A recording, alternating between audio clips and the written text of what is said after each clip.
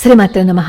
సాధారణంగా ఆంజనేయ స్వామి వారి ఆలయానికి వెళ్తే అక్కడ ఆకు పూజ చేయించుకుంటాం, వడమాలను సమర్పించుకుంటాం, అక్కడ స్వామివారు ఇచ్చిన ప్రసాదాన్ని మనం ఇంటికి తెచ్చుకుంటాం కదా. ఆంజనేయ స్వామి వారి ఆలయం నుంచి ప్రసాదం తెచ్చుకోకూడదని చెప్పి ఎవరు అనరు. ఇప్పటి వరకు తెచ్చుకోకూడదనే మాట మనం వినను కూడా వినలేదు. కానీ ఈ ఆలయం గురించి వింటే అయ్య బాబోయ్ అని చెప్పి అనుకుంటాం అనమాట. అన్ని మహాత్యాలు ఇక్కడ జరుగుతూ ఉన్నాయి. మనం నెట్టికంటే ఆంజనేయ స్వామి వారి ఆలయానికి వెళ్తే అక్కడ ఆలయ పరిసర ప్రాంతాల్లో ఎలాంటి వాళ్ళని చూస్తామో, భూత ప్రేత పిశాచాలతో బాధపడుతున్న వాళ్ళని. అంటే మనం సైన్స్ ఏం చెప్తుంది, డిప్రెషన్ అని చెప్పి చెప్తుంది. ఆ డిప్రెషన్తో బాధపడుతున్న వాళ్ళని, పిచ్చి పిచ్చిగా ప్రవర్తిస్తున్న వాళ్ళని అక్కడికి తీసుకొచ్చి స్వామివారి ఆలయంలో ఎలా అయితే నిద్ర చేస్తారో ఇప్పుడు మనం తెలుసుకోబోతున్న ఈ ఆలయంలో కూడా అలానే చేస్తారు. కానీ ఎటువంటి పరిస్థితుల్లోనూ ప్రసాదాన్ని మాత్రం ఇంటికి తెచ్చుకోకూడదనమాట. దీంతో పాటుగా సువర్చల ఆంజనేయ స్వామివారు అంటే ఎవరు అనేది కూడా ఈ వీడియోలో తెలుసుకుందాం. తెలుసుకునే ముందు ఆంజనేయ స్వామివారి పాద పద్మాలకి నమస్కరిస్తూ వీడియోలోకి వెళ్ళిపోదాం. ఇప్పుడు మనం తెలుసుకోబోతున్న ఈ ఆలయం రాజస్థాన్లో ఉంది. మొన్న మనం సిద్ధాశ్రమం గురించి తెలుసుకున్నాం కదా. ఆ సిద్ధాశ్రమం కూడా ఈ దౌసా జిల్లాలో ఉందన్నమాట. ఈ దౌసా జిల్లాలోనే మెహందీపూర్ బాలాజీ స్వామివారు కొలువై ఉన్నారు. ఇక్కడ 1000 సంవత్సరాల క్రితం ఆంజనేయ స్వామివారు వెలిసారట. ఎవ్వరూ ఈ స్వామివారిని చెక్కలేదు. ఇది స్వయంభూ. పర్వతంలోనే ఒక భాగం స్వామివారిలా రూపుదిద్దుకుంది అని చెప్పి చెప్తారు. స్వామివారి పాదాల దగ్గర ఒక చిన్న చెరువు లాంటిది ఉంటుందన్నమాట. ఒక చుక్క తరగదు, ఒక చుక్క పెరగదు. అసలు ఎప్పుడూ ఆ నీరు పొంగి పొరలలేదు అని చెప్పి చెప్తారు. ఇంకొక రహస్యం ఏంటి అంటే, ఈ స్వామివారి ఎడమ ఛాతీ కింద ఒక చిన్న రంధ్రం ఉంటుందన్నమాట. అక్కడి నుంచి నీటి ప్రవాహం అలా ప్రవహిస్తూనే ఉంటుంది. అక్కడ వస్త్రాన్ని కట్టినా కూడా ఆ నీటి ప్రవాహం ఆగదు. అలా నీరు కారుతూనే ఉంటాయన్నమాట. అలానే ఇక్కడ ఈ బాలాజీ మహారాజ్తో పాటుగా శ్రీ ప్రత్రాజ్ సర్కార్, శ్రీ భైరవ్ కొత్వాలని ఇంకొక 2 మూర్తులను కూడా పూజిస్తూ ఉంటారనమాట. ఇక్కడ స్వామివారిని ముక్కోటి దేవతలు స్థాపించారు అని చెప్పి అక్కడ స్థల పురాణం అనమాట. స్వామివారిని గణేష్ పురీజీ మహారాజ్, కిషోర్ పురీజీ మహారాజ్, అలాగే శ్రీ నరేష్ పురీజీ మహారాజ్, వీళ్ళ ముగ్గురు స్వామివారికి సేవ చేస్తూ ఉండేవారు. ఇక్కడ ఆంజనేయ స్వామివారి ఆలయ ప్రత్యేకతలు ఏంటి అంటే, ఆంజనేయ స్వామివారికి ఏమో లడ్డూలను ప్రసాదంగా పెడతారు, ప్రత్రాజ్కేమో అన్నం పెడతారు, భైరవుడికేమో ఇంకో ఏదో పప్పుతో చేసిన నైవేద్యాన్ని పెడుతూ ఉంటారనమాట. ఈ బాలాజీ ప్రసాదాన్ని తీసుకున్నప్పుడు మాత్రం ఎవరికైతే మానసికంగా బాధపడుతూ ఉంటారో, ఎవరైతే ఈ చేతబడి చేశారు అని చెప్పి అనుమానంతో అక్కడికి వెళ్తారో వాళ్ళకి ప్రసాదాన్ని ఇస్తారనమాట. ఇచ్చిన తర్వాత వాళ్ళలో చాలా మార్పు వస్తుందని, అలాగే అక్కడ కూర్చుని హనుమాన్ చాలీసా పఠించినట్లయితే ఎవరైతే నెగిటివ్ ఎనర్జీ ఉంది అని బాధపడుతూ అక్కడికి వచ్చారో, ఎవరికైతే డిప్రెషన్ ఉంది అని అనుకుని అక్కడికి వచ్చారో వీళ్ళకి ఈ బాధలన్నీ తొలగిపోతూ ఉంటాయన్నమాట. అక్కడ ఉన్న వాళ్ళు చెప్పేది ఏంటి అంటే, అలోపతి వైద్యాన్ని కూడా తీసుకుని, అలోపతి వైద్యం వల్ల కూడా కాకపోతే ఇక్కడికి వచ్చిన వాళ్ళు ఎంతో మంది బాగుపడి తిరిగి వెళ్ళారు అని చెప్పి చెప్తారు. అక్కడ అన్ని వేల మందిని చూస్తూ ఉంటే మనకి కూడా అదే విధంగా అనిపిస్తూ ఉంటుంది. ఇక్కడ వీళ్ళు ఇలా చేతబడి చేశారు, ఇలా నెగిటివ్ ఎనర్జీ, డిప్రెషన్ ఏ కారణమైతేనే సరే అక్కడికి వచ్చిన వాళ్ళని వాళ్ళు ట్రీట్ చేసే విధానం చూస్తే కొంచెం భయం కూడా అనిపిస్తుంది. ఎందుకంటే వాళ్ళు ఒక్కొక్కసారి ఇలా జిట్టు పట్టుకుని ఇలా లాగేస్తూ ఉంటారు, ఇలా వేడి నీళ్లు పోసేస్తూ ఉంటారు. అలా వేడి నీళ్లు పోసేస్తూ ఉంటే మనకి భయం వేస్తుంది, అదేంటి అలా చేస్తున్నారు అని. కానీ వాళ్ళు ఆ విధంగానే ప్రవర్తిస్తారనమాట అక్కడ అర్చకులు. అలా ప్రవర్తిస్తేనే వాళ్ళలో ఉన్న నెగిటివ్ ఏదైతే ఉందో అది పోతుంది అని చెప్పి చెప్తారు. అది మన మూఢనమ్మకం అని కొట్టి పారేసిన వేల మంది ఎన్నో సంవత్సరాల నుంచి ఆ ఆలయానికి వస్తూ ఉన్నారట. ఇదంతా చూస్తే ఏమనిపిస్తుంది, నిజమే కదా అని అనిపిస్తుంది. సరే ఇది నిజమో కాదో, అన్ని వేల మంది అక్కడికి అన్ని సంవత్సరాల నుంచి వస్తున్నారు అంటే ఏ శక్తి లేకపోతే అక్కడికి అన్ని వేల మంది రారు. అసలు మామూలుగా ఎవరైనా సరే నార్మల్గా ఉన్న వాళ్ళైనా సరే ఆలయానికి వెళ్తే అక్కడ ఏదో ఒక శక్తి ఉంది అనే విషయం మనకి తెలుస్తుందట. ఈ ఆలయానికి వెళ్ళినప్పుడు ఏం చేస్తారు అంటే ప్రసాదాలు ఇస్తారు. 2 రకాల నైవేద్యాలు ఇస్తారు. ఒక నైవేద్యాన్నేమో అక్కడే తీసేసుకోవాలి, ఇంకో నైవేద్యాన్ని మాత్రం వెనక్కి విసిరేయాలట. వెనక్కి విసిరేసేటప్పుడు మళ్ళీ మనం వెనక్కి తిరిగి చూడకూడదుట. అలా వెనక్కి తిరిగి చూస్తే మళ్ళీ నెగిటివ్ ఎనర్జీ మనతో పాటు వస్తుంది. అలా మనం వెళ్ళిపోతూ ఉన్నప్పుడు ఎవరో మనల్ని పిలుస్తున్నట్లు అనిపిస్తుంది. అలా పిలుస్తున్నట్లు అనిపించినా సరే వెనక్కి తిరిగి చూడకుండా బయటికి వచ్చేయాలని చెప్పి అక్కడ అనౌన్స్ చేస్తారట. ఈ ఆలయంలో ఒకళ్ళని ఒకళ్ళు ముట్టుకోకుండా వెళ్తూ ఉంటారట. ఎందుకంటే ఎవరిలో ఏ నెగిటివ్ ఎనర్జీ ఉందో తెలియదు కాబట్టి అది వాళ్ళకు వస్తుందేమో అని చెప్పి దూరంగా వెళ్తూ ఉంటారు. అలాగే ఈ ఆలయంలో ఒకళ్ళు ఇచ్చిన ప్రసాదాన్ని ఇంకొకళ్ళు తీసుకోరు. అలా తీసుకోవద్దని, ఒకళ్ళని ఒకళ్ళు తాకద్దని, ఇక్కడికి తెచ్చుకున్న వస్తువులంటే నీళ్లు కానీ ఆహార పదార్థాలు కానీ ఇక్కడ మిగిలిపోతే అవన్నీ అక్కడ వదిలేసి వెళ్ళిపోండి అని చెప్పి అనౌన్స్మెంట్లో చెప్తూ ఉంటారనమాట. ఎన్నో నియమాలు ఇక్కడ ఉంటాయి. ఆ నియమాలకు తగ్గట్టుగానే ఎవరైనా ఇబ్బంది పడేవాళ్ళు ఈ ఆలయానికి వస్తే వాళ్ళకి ఇబ్బందులన్నీ తొలగిపోతాయని చెప్పి చెప్తూ ఉంటారు. అలాగే ఈ స్వామివారిని దర్శించడానికి వచ్చేవాళ్ళు కొన్ని కఠినమైన నియమాలు పాటించాలి.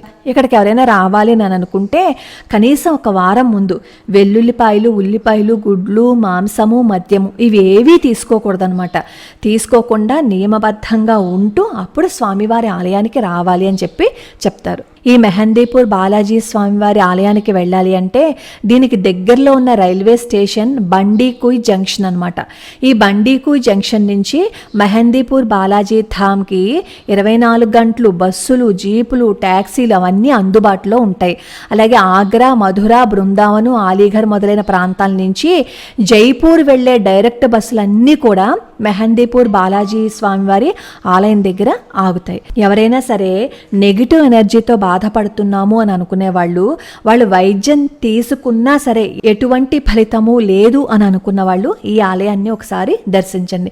కాకపోతే ఇప్పుడు చాలా ఎండలు ఉంటాయి కాబట్టి ఆ ఎండల్లో వెళ్ళడం అంత శ్రేయస్కరం కాదు. మనం మామూలుగా వెళ్ళి స్వామివారిని దర్శనం చేసేసుకుని అక్కడ ఆలయంలో అర్చకులు ఏవైతే చెప్పారో అవి మాత్రమే పాటించి మళ్ళీ వెనక్కి తిరిగి వచ్చేయాలన్నమాట.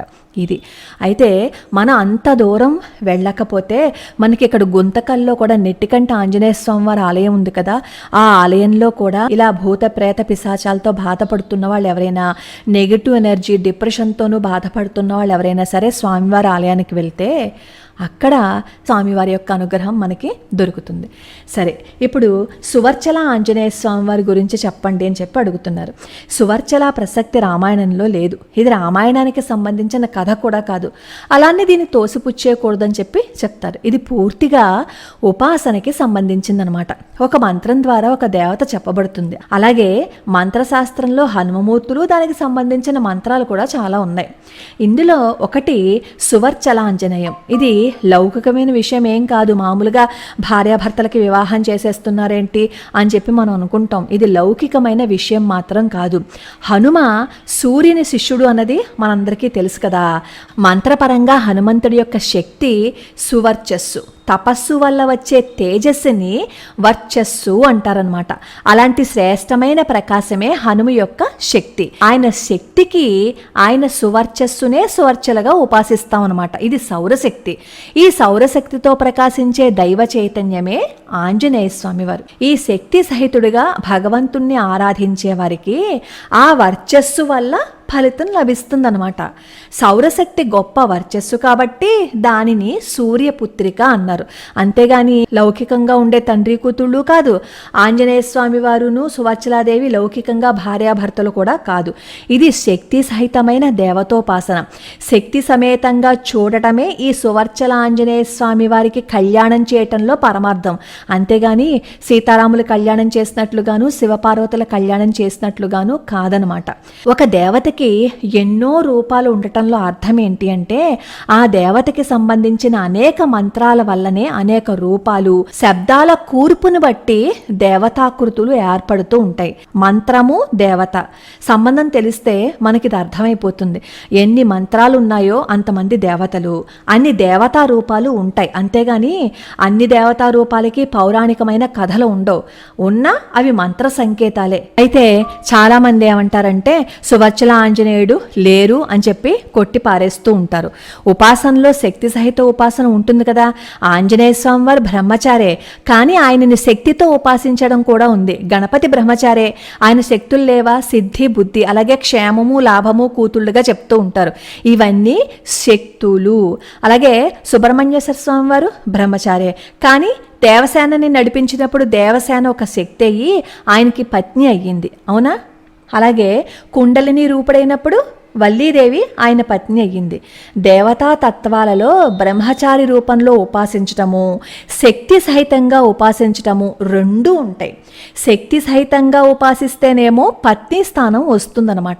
ఉపాసనల్లో పత్ని స్థానం అవిభాజ్య తత్వాన్ని చెప్తుంది. సహజమైన విడదీయలేని శక్తిని పత్ని స్థానంలో ఉపాసించాలి. హనుమంతుడు జ్ఞాని. ఆయనది వేదాంగ శాస్త్రాల జ్ఞానం.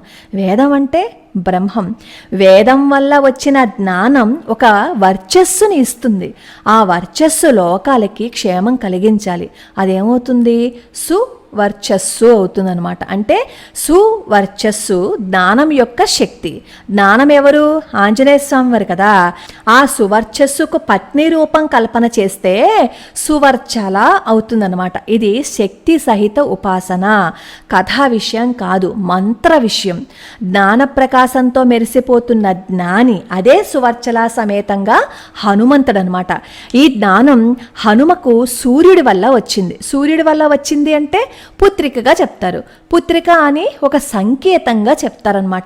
ఇవన్నీ మానవ సంబంధాలుగా తీసేసుకుని అసలు సువర్చల ఆంజనేయ స్వామి వారి వివాహమే చెయ్యకూడదు అని చెప్పి కొట్టి పారేస్తారు.